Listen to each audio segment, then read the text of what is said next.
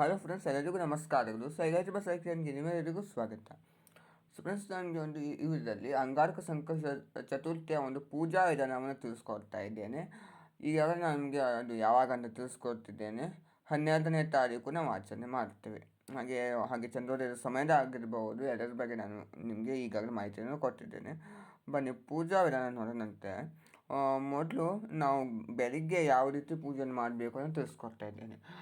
ಬೆಳಿಗ್ಗೆ ನೀವು ಎದ್ದು ಮನೆಯೆಲ್ಲ ಶುದ್ಧಿ ಮಾಡಿ ನೂಕ ಸ್ನಾನ ಮಾಡಿಕೊಂಡು ಹೊಸಲು ಪೂಜೆ, ತುಳಸಿ ಪೂಜೆ, ನಿಮ್ಮ ಕುಲದೇವರ ಪೂಜೆ ಮಾಡಿಕೊಂಡು ಗಣೇಶನ ಹತ್ರ ಒಂದು ಕಾಯಿಯನ್ನು ಸಂಕಲ್ಪ ಮಾಡ್ಕೋಬೇಕು. ನಾನು ಇವತ್ತಿನ ದಿವಸ ಅಂಗಾರಕ ಸಂಕಷ್ಟ ಚತುರ್ಥಿಯನ್ನು ಆಚರಣೆ ಮಾಡ್ತಾ ಇದ್ದೇನೆ. ನನ್ನ ಕಷ್ಟಗಳನ್ನು ಪರಿಹರಿಸು, ನನ್ನ ಸಂಕಲ್ಪವನ್ನು ಈಡೇರಿಸ ತಂದೆ ಅಂತ ಕೇಳಿಕೊಂಡು ಒಂದು ತೆಂಗಿನಕಾಯಿ ಮೇಲೆ ನೀವು ಗರಿಕೆ ಹೂವನ್ನು ಇಟ್ಟಿರ್ತೀರಿ. ಅದನ್ನು ಗಣೇಶನ ಪಕ್ಕದಲ್ಲೇ ಇಟ್ಟು ನೀವು ದೇವತೆ ಯಾವ ಥರ ಪೂಜೆ ಮಾಡ್ತೀವೋ ಅದೇ ರೀತಿ ನೀವು ಪೂಜೆಯನ್ನು ಮಾಡ್ಕೋಬೋದು ಮಂಗಳವಾರ ಬೆಳಗ್ಗೆ. ಹಾಗೆ ನೀವು ಪೂರ್ತಿ ದಿವಸ ಉಪವಾಸವನ್ನು ಇದ್ದು ಇದನ್ನು ನೀವು ಆಚರಣೆ ಮಾಡಬೇಕು. ನೀವು ಬೆಳಿಗ್ಗೆಯಿಂದ ಸಂಜೆವರೆಗೆ ನಿರಾಹಾರಿಯಾಗಿ ಇದ್ದರೆ ಅದು ತುಂಬಾ ಒಳ್ಳೆಯದು. ಇಲ್ಲದಿದ್ದರೆ ಒಂದು ಹಾಲು ಹಣ್ಣನ್ನು ಸೇವನೆ ಮಾಡಬಹುದು. ಹಾಗೆ ರಾತ್ರಿ ಸಮಯದಲ್ಲಿ ಅವಲಕ್ಕಿ ಉಪ್ಪಿಟ್ಟನ್ನು ನೀವು ಸೇವನೆ ಮಾಡಬಹುದು. ಬನ್ನಿ ಸಂಜೆಯ ಪೂಜಾ ವಿಧಾನ ನೋಡೋಣಂತೆ. ಸಂಜೆ ಹಾಗೆ ಬೆಳಿಗ್ಗೆ 2 ಹೊತ್ತು ಸಲ ಪಂಚಾಮೃತ ಅಭಿಷೇಕವನ್ನು ಮಾಡ್ಕೋಬಹುದು. ಆದರೆ ಸಂಜೆ ಹೊತ್ತಲ್ಲಿ ಮಾಡಿದರೆ ತುಂಬಾ ಒಳ್ಳೆಯದು. ಗಣೇಶನಿಗೆ ನೀವು ಮೊದಲು ಶುದ್ಧೋದಕ ಸ್ನಾನ ಮಾಡಿಕೊಂಡು ನಂತರ ಹಾಲು, ಮೊಸರು, ತುಪ್ಪ, ಜೇನುತುಪ್ಪ, ಸಕ್ಕರೆ, ಹಣ್ಣುಗಳಿಂದ ಅಂದರೆ ಬಾಳೆಹಣ್ಣು, ದಾಳಿಂಬೆ ಹಣ್ಣುಗಳಿಂದ ನೀವು ಒಂದು ಅಭಿಷೇಕವನ್ನು ಮಾಡಿಕೊಂಡು ನಂತರ ಮತ್ತೊಂದು ಸಲ ಶುದ್ಧೋದಕ ಸ್ನಾನ ಮಾಡಿಕೊಂಡು ಗಣೇಶನ ಶುದ್ಧಿ ಮಾಡಿಕೊಂಡು ನೀವು ಅದಕ್ಕೆ ನೀವು ಶ್ರೀಗಂಧ, ಅರಿಶಿನ ಕೋನ್ ಹಚ್ಚಿ ಸಿಹಿಯನ್ನು ಮಾಡಿ ಇಟ್ಕೊಳ್ಳಿ. ಮನೆ ಮೇಲೆ ಗಣೇಶನ ಒಂದು ಸಂಕಷ್ಟ ಚತುರ್ಥಿ ರಂಗೋಲಿಯನ್ನು ಹಾಕ್ಕೊಂಡು ಓಂ ಗಂ ಗಣಪತಯೇ ನಮಃ ಅಂತ ಗಣೇಶನ ಒಂದು ಬೀಜ ಮಂತ್ರವನ್ನು ಬರೆದಿದ್ದೇನೆ ರಂಗೋಲಿಯಿಂದಲೇ. ನಂತರದಲ್ಲಿ ಗಣೇಶನ ಹಾಗೆ ಶಿವನ ಫೋಟೋವನ್ನು ಇಟ್ಟಿದ್ದೇನೆ. ಇಬ್ಬರಿಗೂ ನಾನು ಹೂಗಳಿಂದ ಅಲಂಕಾರ ಮಾಡ್ಕೊಂಡಿದ್ದೇನೆ. ಗಣೇಶನಿಗೆ ಗರಿಕೆಯನ್ನು ಸಹ ಇಟ್ಟಿದ್ದೇನೆ, ಫೋಟೋಗೆ ಸಹ. ಹಾಗೆ ಅದು ದೀಪವನ್ನು ಸಹ ಹಚ್ಚಿಟ್ಟಿದ್ದೇನೆ.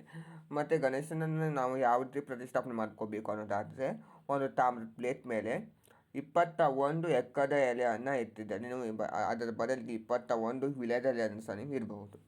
ಹಾಗೆ ಒಂದು ತಾಮ್ರದ ಕಳಶದಲ್ಲಿ ನೀವು ಬೆಳ್ಳಿ ಕಳಶ, ಹಿತ್ತಾಳೆ, ತಾಮ್ರ ಬೇಕಾದ್ರೆ ನೀವು ಬಳಸ್ಬೋದು. ಅದಕ್ಕೆ ನೀವು ಪರಿಶುದ್ಧವಾದ ನೀರನ್ನು ತುಂಬಿಸಿ ಅದಕ್ಕೆ ನೀವು ಶ್ರೀಗಂಧ, ಅರಿಶಿನ ಕೋನ್ ಹಚ್ಚಿ ನಂತರದಲ್ಲಿ ಕಳಶದ ಒಳಭಾಗದಲ್ಲಿ ಅರಿಶಿನ, ಕುಂಕುಮ ಮತ್ತು ಸಂಕಲ್ಪ ಮಾಡಿಕೊಂಡು ಹೂವು ಮತ್ತು ಅಕ್ಷತೆ ಅಷ್ಟನ್ನು ನೀವು ಹಾಕಬೇಕು. ಮತ್ತು ಬೇರೆದನ್ನು ನೀವು ಹಾಕಲು ಹೋಗಬೇಕು. ಅಷ್ಟನ್ನು ಹಾಕಿ ನಂತರದಲ್ಲಿ 5 ವಿಳೆದೆಲೆಯನ್ನು ಇಟ್ಟು ಅದ್ರ ಮೇಲೆ ಒಂದು ಪ್ಲೇಟನ್ನಿಡಿ, ಪುಟ್ಟದಾದ ಒಂದು ಪ್ಲೇಟನ್ನಿಟ್ಟು ಅದರ ಮತ್ತು ಒಂದು ಎಕ್ಕದ ಎಲೆ ಇಲ್ಲವಾದಲ್ಲಿ 2 ವಿಳೆದೆಲೆಯನ್ನಿಡಿ.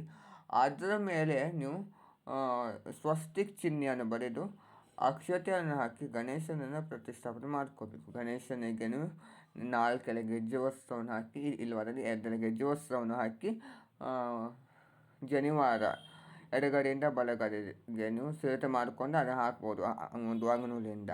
ಹಾಗೆಯೇ ಗಣೇಶನಿಗೆ ಕಡಲೆ ಕಾಳಿನಿಂದ ಮಾಡಿರುವಂಥ ಹಾರ, ಎಕ್ಕದ ಹೂವಿನ ಹಾರ ಮತ್ತು ಸೇವಂತಿಗೆ ಹೂವು, ಗುಲಾಬಿ ಹೂವು, ಈ ಥರ ನೀವು ಹೂವುಗಳಿಂದ ಅಲಂಕಾರವನ್ನು ಮಾಡಿಕೊಳ್ಳಿ.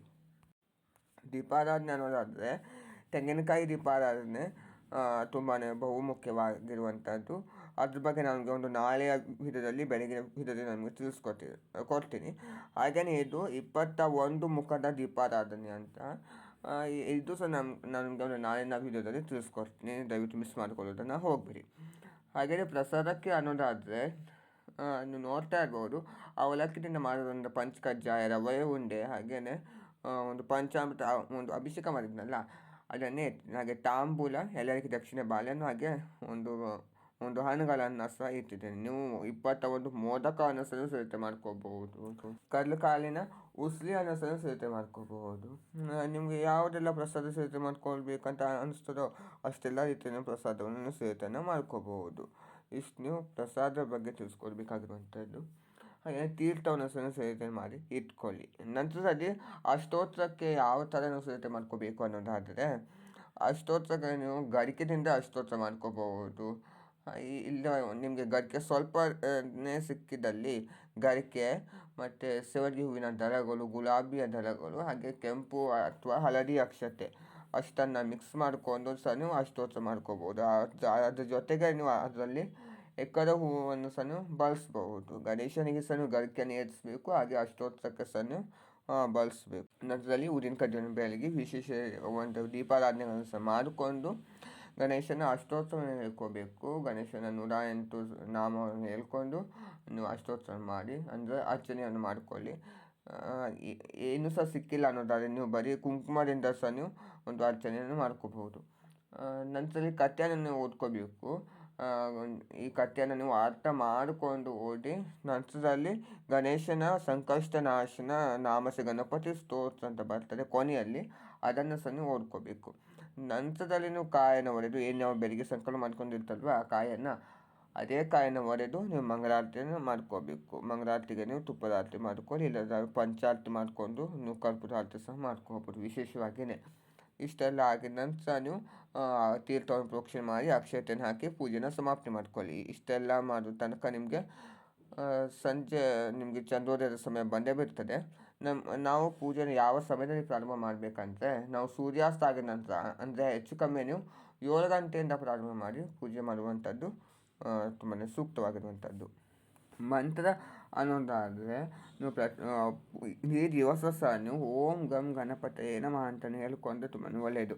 ಹಾಗೆ ಗಣೇಶನ 21 ನಾಮಗಳು ಅದನ್ನು ಸಹ ನೀವು ಓದ್ಕೋಬೇಕು. ಹಾಗೆ ನೀವು ಗಣೇಶನ ಹತ್ರ ಕೇಳಿಕೊಂಡು ಅಂತ ಈ ನಾಮವನ್ನು ಹೇಳ್ಕೊಂಡು ಪೂಜೆಯನ್ನು ಮಾಡಬೇಕು. ಅದ್ರ ಜೊತೆಗೇ ಗಣೇಶನ ಗಾಯತ್ರಿ ಮಂತ್ರ ಓಂ ಏಕದಂತಾಯ ವಿದ್ಮಹೇ ವಕ್ರತುಂಡಾಯ ಧೀಮಹಿ ತನ್ನೋ ದಂತಿ ಪ್ರಚೋದಯಾತ್ ಅಂತ ಸಹ ನೀವು ಪೂಜೆ ಮಾಡುವಾಗ ಹೇಳ್ಕೊಳ್ಳಿ. ಅದು ಸಹ ತುಂಬಾ ಒಳ್ಳೆಯದು. ನೋಡೋದು ಫ್ರೆಂಡ್ಸ್, ಇವತ್ತಿನ ಈ ಒಂದು ವಿಡಿಯೋದಲ್ಲಿ ನನಗೆ ಅಂಗಾರಕ ಸಂಕಷ್ಟ ಚತುರ್ಥಿಯ ಬಗ್ಗೆ ಒಂದು ಪೂಜಾ ವಿಧಾನವನ್ನು ತಿಳಿಸ್ಕೊಟ್ಟಿದ್ದೇನೆ. ಹಾಗೆಯೇ ಕೆಲವೊಂದು ಮಾಹಿತಿಯನ್ನು ಸಹ ಕೊಟ್ಟಿದ್ದೇನೆ. ಎಲ್ಲರಿಗೂ ಸಹ ಇಷ್ಟವಾಗಿದೆ ಅಂತ ಭಾವಿಸ್ತಿದ್ದೀನಿ. ಇಷ್ಟವಾಗಿ ಲೈಕ್ ಮಾಡಿ, ಶೇರ್ ಮಾಡಿ, ಕಮೆಂಟ್ ಮಾಡಿ, ಹಾಗೆಯೇ ಸಬ್ಸ್ಕ್ರೈಬ್ ಮಾಡ್ಕೊಳ್ಳಿ. Thank you.